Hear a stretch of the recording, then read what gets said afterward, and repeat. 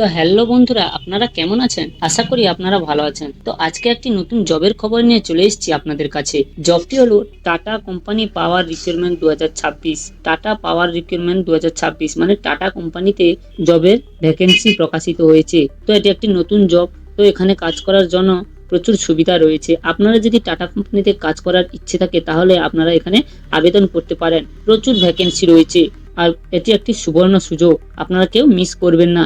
এখানে আপনারা কিভাবে আবেদন করবে, কি কি শিক্ষাগত যোগ্যতা লাগবে, কি কি ডকুমেন্টস লাগবে, তো সবকিছু আমি এই ভিডিওর মাধ্যমে বলে দেবো। তো ভিডিওটি আপনারা কেউ স্কিপ করবেন না, স্কিপ করে দিলে কেউ বুঝতে পারবেন না। স্কিপ না করে প্রথম থেকে লাস্ট অবধি দেখুন, সবকিছু স্টেপ বাই স্টেপ বুঝিয়ে দেবো। আমার চ্যানেলে যদি আপনি প্রথম হয়ে থাকেন তাহলে চ্যানেলটিকে একটি সাবস্ক্রাইব করে বেল আইকনটিকে অন করে দেবেন। আপনারা কোন জেলা থেকে আমার এই ভিডিওটি দেখছেন সেটা প্লিজ কমেন্ট বক্সে কমেন্ট করে জানাবেন। তো চলো ভিডিওটি শুরু করি। তো টাটা কোম্পানি পাওয়ার রিক্রুটমেন্ট 2026 এখান থেকে এই জবটি প্রকাশিত হয়েছে।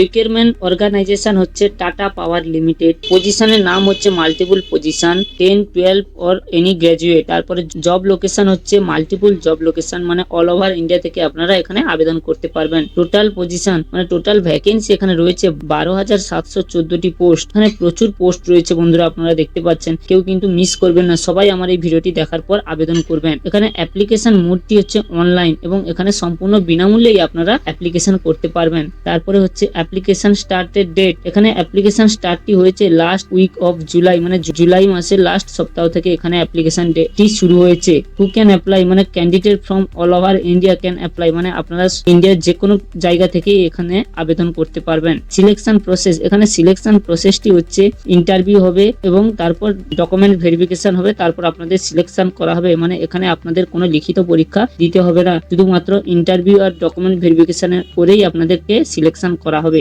এরপরে স্যালারি হচ্ছে আপনাদের পজিশন অনুযায়ী আপনাদেরকে স্যালারি দেওয়া হবে। তো এরপরে অ্যাপ্লিকেশন ফিটি হচ্ছে কোনো পয়সা লাগবে না, বিনামূল্যে আপনারা এখানে অ্যাপ্লিকেশন করতে পারবেন। তারপরে হচ্ছে এজ লিমিটেড। এখানে জব করার জন্য আপনাদের এজটি কত থাকা দরকার, এখানে কাজ করার ক্ষেত্রে আপনাদের বয়সটি কত থাকা দরকার। এখানে মিনিমাম 18 বছর থেকে ম্যাক্সিমাম 45 বছরের মধ্যে আপনাদের এজটি হতে হবে, তাহলে এখানে আপনারা আবেদন করতে পারবেন। তারপরে হচ্ছে কি এডুকেশনাল কোয়ালিফিকেশন। এখানে এডুকেশনাল কোয়ালিফিকেশন কি রয়েছে, আপনারা এখানে ন্যূনতম 10th পাস করলে এখানে আপনারা আবেদন করতে পারবেন। তারপরে 12, তারপর এনি গ্রাজুয়েট মানে যে কোনো ডিপার্টমেন্ট থেকে আপনারা গ্রাজুয়েশন কমপ্লিট করলেই এখানে আপনারা আবেদন করতে পারবেন। তো ন্যূনতম এখানে 10th পাস করলেই এখানে আপনারা আবেদন করার সুযোগ পেয়ে যাবেন। তো তারপরে এখানে কি রয়েছে, এখানে কোন কোন ডকুমেন্টস গুলি আপনাকে জমা করতে হবে। এখানে আবেদন করার জন্য যে যে ডকুমেন্টস গুলির প্রয়োজন রয়েছে সেগুলি হলো: 1 আধার কার্ড, 2 মাধ্যমিক উচ্চ মাধ্যমিক গ্রাজুয়েশন এখানে সার্টিফিকেট, তারপর পাসপোর্ট সাইজ ফটো। তো তারপর এখানে আপনার পার্মানেন্ট ভ্যালিড মোবাইল নাম্বারটা দিয়ে দেবেন,